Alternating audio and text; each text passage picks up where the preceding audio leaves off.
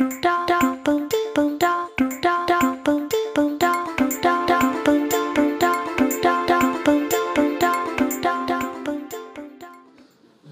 nous ouvrons aujourd'hui la première partie du cours, après l'introduction de la semaine dernière, la première partie du cours intitulée « Repenser l'espace mondial dans sa diversité ». Il y a deux parties.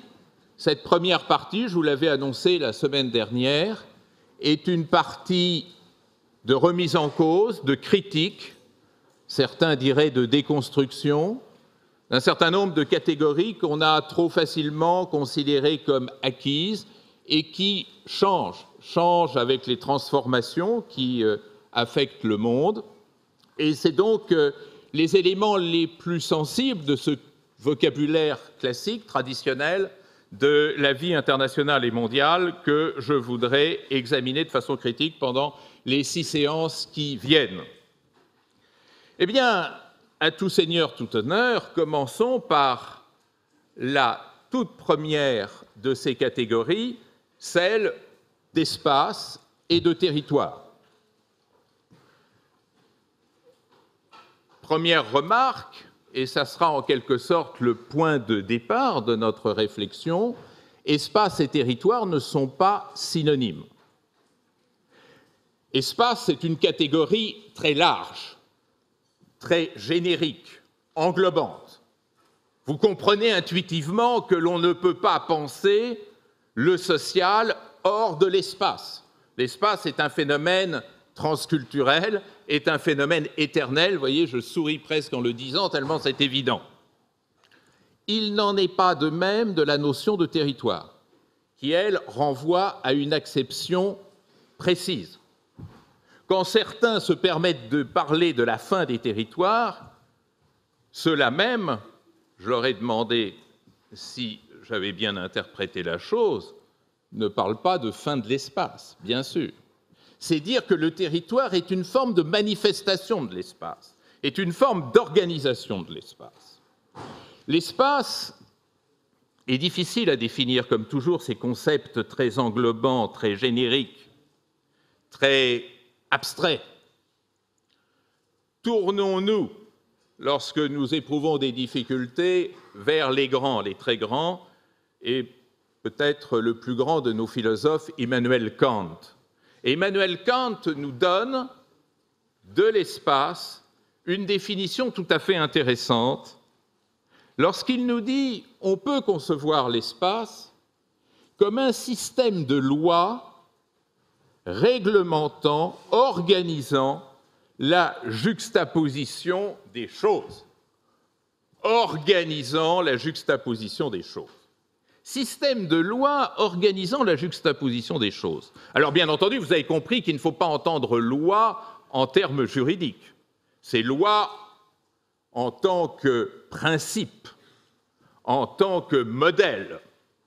Et donc, Kant nous dit la distribution des choses dans notre monde n'est pas parfaitement aléatoire, elle est fonction d'un certain ordre qui aide à la description. L'espace mondial, c'est ça, c'est voir comment toutes les composantes du monde se trouvent ainsi juxtaposées, se trouvent ainsi définies les unes par rapport aux autres.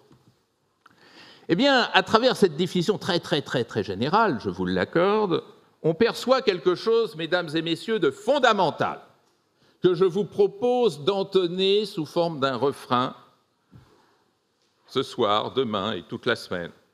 À savoir que l'espace ne peut pas être compris autrement que comme un construit social. L'espace est aménagé par l'être humain, par l'homme, par la femme. L'espace est le résultat d'un travail de la société. Et il faut le comprendre comme cela.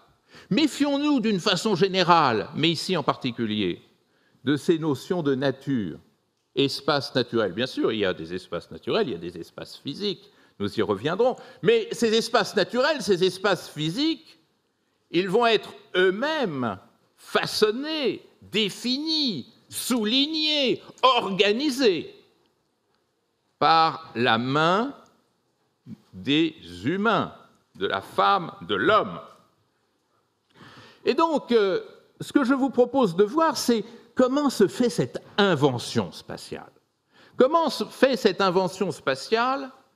C'est-à-dire comment l'homme a fait de l'espace un triple support. Un triple support, ça veut dire quoi? Ça veut dire que l'espace mondial, les espaces mondiaux peuvent être pensés comme support de l'ordre politique, et c'est là que nous découvrirons très vite la notion de territoire. La première fonction de l'espace, c'est d'aménager la cité, c'est-à-dire le gouvernement des hommes. C'est la base géographique du gouvernement des hommes. Le deuxième support, c'est le support de l'humanité, c'est-à-dire que l'espace se définit aussi en termes démographiques.